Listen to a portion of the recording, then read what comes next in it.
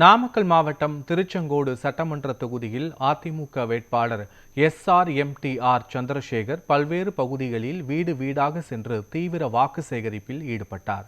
நாமக்கல் மாவட்டம் திருச்செங்கோடு சட்டமன்ற தொகுதியில் அதிமுக தலைமையிலான தேசிய ஜனநாயக கூட்டணி சார்பில் இரட்டை இலை சின்னத்தில் போட்டியிடும் SRMTR சந்திரசேகர் கூட்டணி கட்சியினருடன் மக்களை சந்தித்து துண்டு பிரசுரங்களை வழங்கி அவர் சட்டமன்ற உறுப்பினராக தேர்ந்தெடுக்கப்பட்டால் குடிநீர், சாலை, மின்விளக்கு உள்ளிட்ட அடிப்படை வசதிகளை உடனுக்குடன் செய்து தருவேன் என உறுதியளித்துள்ளார்.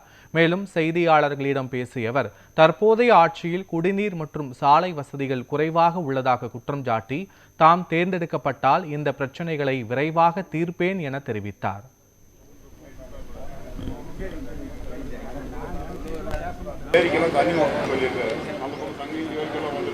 பார்த்தீங்கன்னாக்க நான் தொகுதி மக்கள்கிட்ட இன்னைக்கு வாக்கு சேகரிக்கிறதுக்காக வந்திருக்கிறேன்.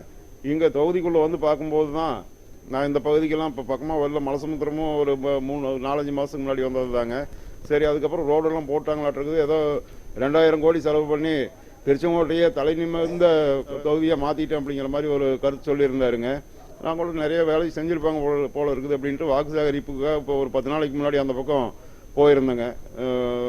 இதில் மாமுண்டி அந்த சைடெலாம் போயிருந்தேங்க. அங்கெல்லாம் பார்த்தீங்கன்னா ரோடே கிடையாதுங்க. ரொம்ப குழியும் குழும்பாக இருக்குதுங்க. அதுக்கப்புறம் பார்த்தீங்கன்னாக்க தான் இங்கேயும் சாலை வசதிகள்லாம் இல்லைங்க. குடிநீர் பிரச்சனை பெருசாக ஓடிட்டு இருக்குதுங்க. நம்ம அனைத்து இந்திய அண்ணா திராவிட முன்னேற்ற கழகத்தின் டைமில் அண்ணன் எடப்பாடியார் காரணம் அந்த பூலாம்பட்டியிலிருந்து தண்ணி எடுத்துகிட்டு இங்கே குடிநீர் தண்ணிக்காக ஒரு திட்டத்தை போட்டு அதை நிறைவேற்றி எல்லாம் கம்ப்ளீட்டாக நடைமுறையில் இருந்ததுங்க. இன்றைக்கி அதை பராமரிக்கிறதுக்கு கூட அவங்களால முடியாமல் ஓட்டு கேட்க போன இடத்துலலாம் பொதுமக்கள் பிரச்சனையாக சொல்கிறாங்க. நீங்களே பாருங்கள், குட்டை மாதிரி தேங்கி இருக்குது.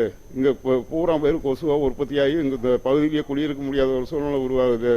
எந்த விதமான இதுவும் கிடையாது அப்படிங்கிற கவர்மெண்ட்கிட்ட எந்த விதமான பதிலும் கிடையாது அப்படிங்கிறது அவங்களுடைய குற்றச்சாட்டாக இருக்குது. இதையெல்லாம் சரி செய்கிறது தான் என்னுடைய தலையாய பணியில் நான் முதல்ல கையில் எடுத்து நான் இன்றைக்கி சட்டமன்ற தேர்தலில் வாக்கு கேட்டுக்கிட்டு இருக்கிறேங்க.